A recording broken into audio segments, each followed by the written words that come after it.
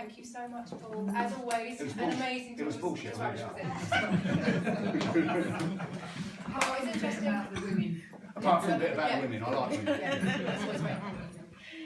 But it's really interesting to say that, of course, there is that collaboration between business and art, business and creativity, which for so many years people think of as separate. But you have to really put them together and meld them to create something that is really fantastic. Somebody who has made that look very easy is the next lady who's going to be taking the podium. Miriam McGurk, as we are all here today to see, is a fabulous Irish writer who has had a lot of different hats in her time, has gone from a business background and is now a full-time writer, blogger and public speaker as well. She is very inspirational, and people use that word a lot. Inspirational seems to be what everyone is. But I think when you hear her backstory and hear the positivity and the amazing things that she's achieved, I hope that you'll agree. So do put your hands together for Miriam McGurk.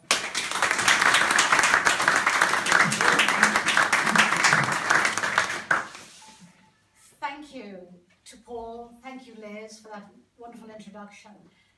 Paul and I first met. You said you were going to tell them. Oh, sorry, you didn't pay me enough. But Paul and I first met, would you believe, we were talking about social media. I was in southwest Turkey. This is a little anecdote before we start. I was in southwest Turkey.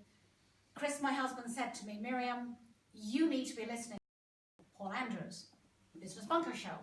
I thought, what? So I ordered my dog to hold the aerial on the roof, and even though we are 2 hours ahead in southwest Turkey, that's how Paul and I originally met.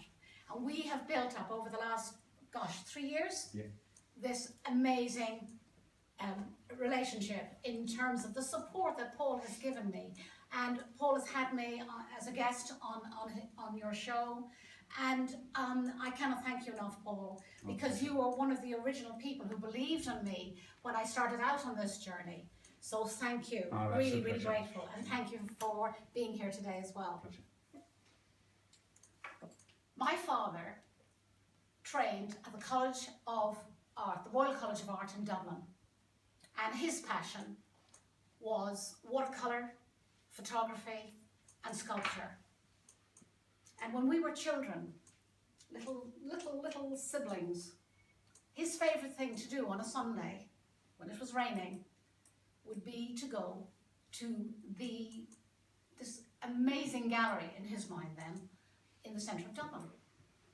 And he would insist that we go along with him. And we would be there as he gazed what seemed like an eternity at this particular painting. And you can imagine when one is younger, wants to be off playing or with our friends. But out of that, I suppose what was my creative ability, or what was my creative passion? And back then, it was certainly the theatre, cinema. I was known as a storyteller in my family.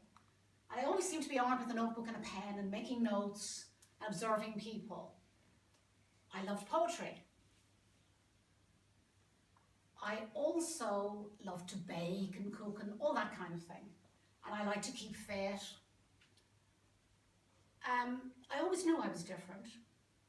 And if my father, and I'm sure he is, looking down now, he'll say, Miriam, I cannot believe that you're going to stand still for the next 15 minutes with this wonderful audience in an art gallery and give you a little bit of the story of my journey, of how I got from there to here.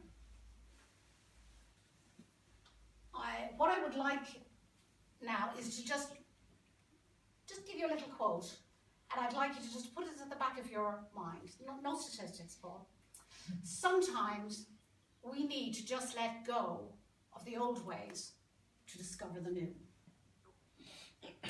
In 1976, I packed a suitcase with a lot of hope,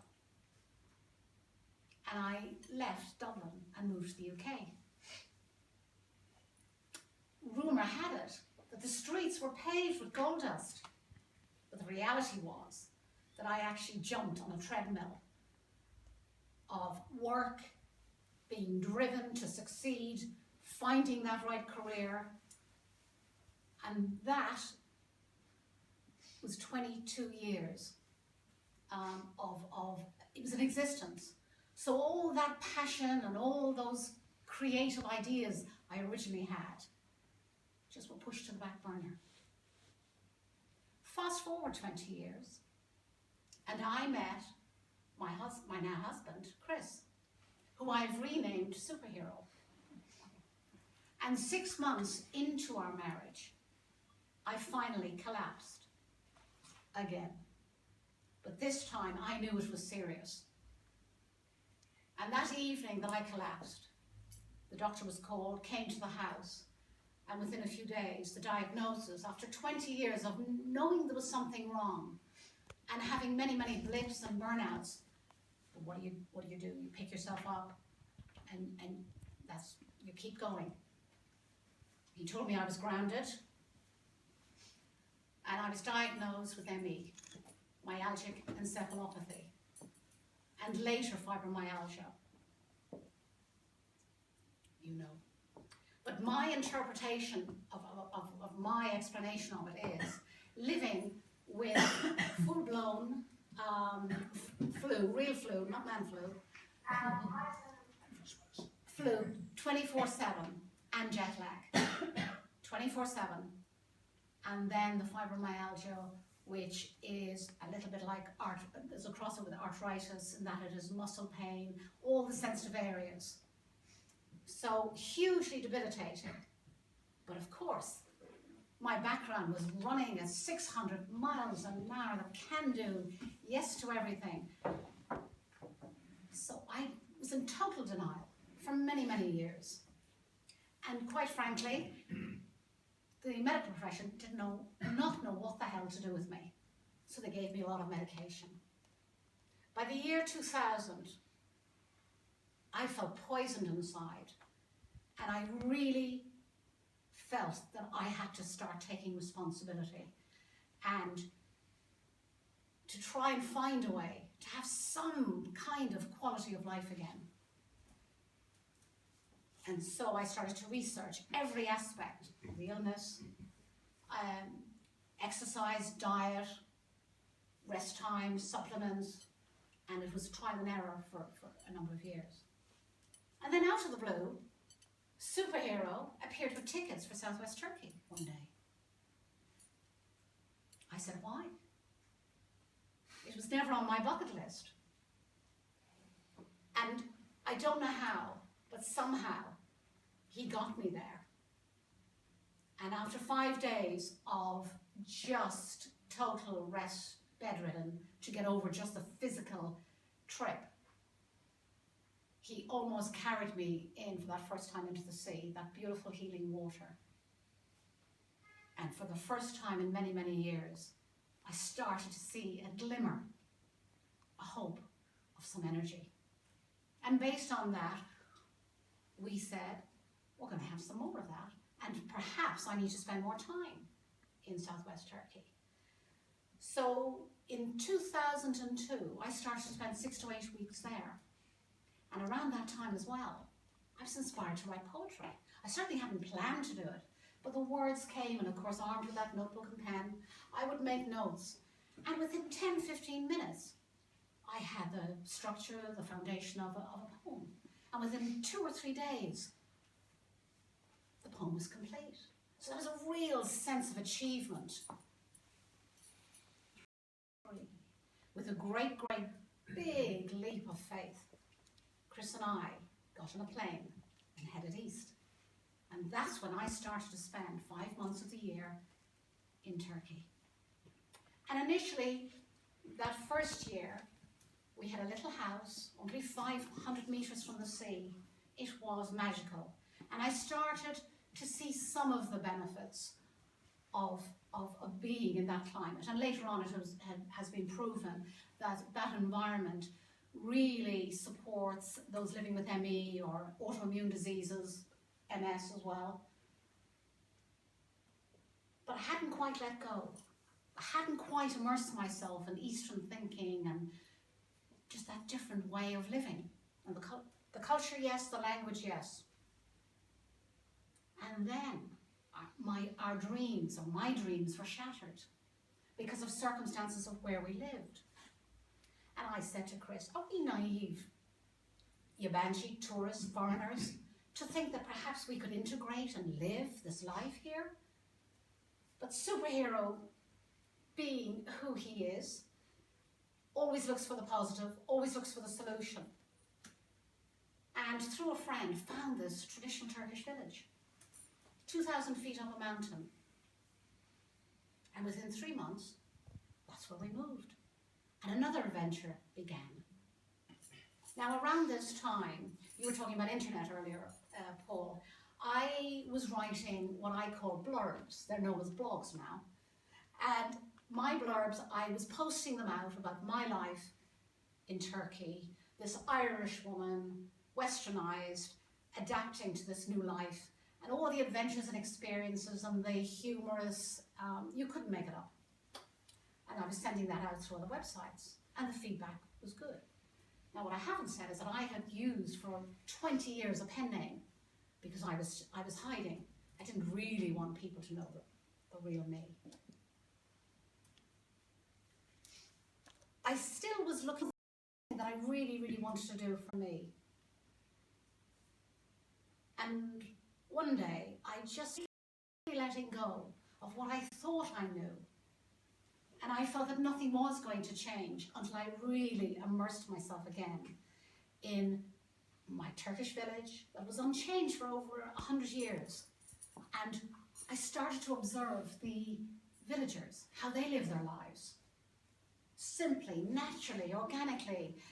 We're talking about farmers' markets, which I support here in Kent as well. They live off the land. My food is in the ground in the morning, and the fish is in the sea, and by lunchtime it's on my table. But the silence, the clean air, no pollution, there's no stress. And once I started to, and the inspiration came, and I was inspired to write my very first book, in my pen name still, hadn't quite come out and taken that centre stage. And in 2013, my first book, Tales from Turkey, you were there, Paul, was published. Following that, February 2014, I was 17 years in isolation, 17 years in the wilderness. Chris described me at that time as the butterfly in the cocoon. That was one hell of a cocoon, I can tell you. But I decided that it really, really was time to step up to the plate and now start writing in my name as Miriam McGurk. Allow people in to see the real me. And there was no need, with my growing confidence and self-esteem again, to still write in my pen name. So with that in mind, we've talked about collaboration, the I, because I needed the right publisher. And I spent perhaps 6 months researching for that right publisher. And in August 2014, a gentleman by the name of Richard Hagan, who was managing director of this particular publishing company, gave me a slot of 35 minutes. And those 35 minutes became 2.5 hours. And at the end of which we shook hands. And as he walked away, I thought, another door is about to open and life is about to change again. With their guiding light and taking me by the hand with coaching and mentoring, I went back into my writing cave in November. And I worked 7 days a week relentlessly. And in June 2015, last year, Shattered Dreams and Scorpions at Midnight, A Search for Sanctuary, was released here in Kent. We had our first launch in Kent. It is a collection of short stories, but it is a standalone. It's equally, each story is standalone, but it is actually a complete book, as it weaves adventures and experiences, all done with a little bit of Irish humour. We don't do doom and gloom. But out of that, it just seemed like a natural progression. In December last year, my very first pocketbook, Shattered Dreams and Scorpions. It is a book, a pocketbook of powerful quotes. I hear people all the time talking about being time short. But we are human beings as opposed to human doings. And whether you decide to pick up this book, keep it in your pocket, in your bag, pick it up, and each day read a quote, or randomly pick one when you're at that crossroad, sure which way to turn, or you're just having a bad day. How wonderful just to sit and reflect and just be mindful for 5-10 minutes. And even if you don't read the quotes, perhaps read the text or immerse yourself in the photographs. A lot of these photographs were taken by Chris and myself, and they are of our surroundings where we live.